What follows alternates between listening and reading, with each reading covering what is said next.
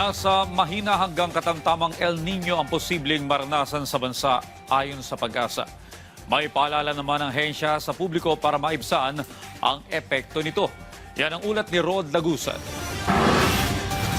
Mas maraming malalakas na bagyo na pawang typhoon at super typhoon category na susundan ng tagtuyot ang inaasahang mararanasang epekto ng posibleng El Nino sa bansa ayon sa Pag-asa. Paliwanag ni Pag-asa Climate Monitoring and Prediction Section Chief Analisa Solis, maaring mahina hanggang katamtaman na El Nino ang maranasan. Kumpara ito sa ibang model na nagsasabi na magkakaroon ng malakas na El Nino o Super El Nino. Anya sa ngayon, maliit pa ang tsansa na mangyari ito. Possible din po na magiging significant siya kasi kung titingnan natin, no two El Niños are alike, whether weak, moderate, or strong El Nino.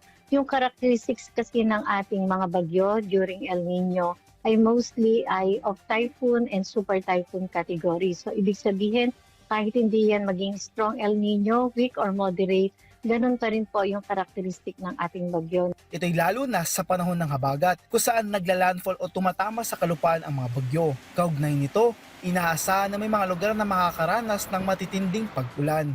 Una na naglabas ang Pag-asa noong nakaraang buwan ng El Nino Watch dahil sa posibilidad ng El Nino, kung saan inaasahan ang pagtaas ng tsansa ng pagkakaroon ng El Nino sa mga buwan ng Hulyo, Agosto at Setyembre. Dagdag ni Solis, dahil sa kasalukuyang naobserbahang pag-init o pagtaas ng temperatura ng dagat, nagiging dahilan nito sa pagkakabuo ng mga bagyo. Gaya na lang ng posibleng super typhoon na pumasok sa Philippine Area of Responsibility sa susunod na linggo. Paliwanag ni Pag-asa Weather Specialist Charmaine Marie Varillo, mababa ang tsansa nito na maglandfall dahil maaari itong mag-recurve o lumihis ng direksyon na kadalasang track ng mga bagyo sa ganitong panahon. Habang nasa karagatan siya, andyan yung posibilidad na lalo yung kumakalap ng moisture. Therefore, mas magi-intensify pa to sa mga susunod na araw. Probably by within 24 hours ay maging isa na tong tropical storm. And patuloy pa yung lalakas at maaaring umabot up to typhoon at hindi natin din nire-rule out yung pagiging super typhoon nito.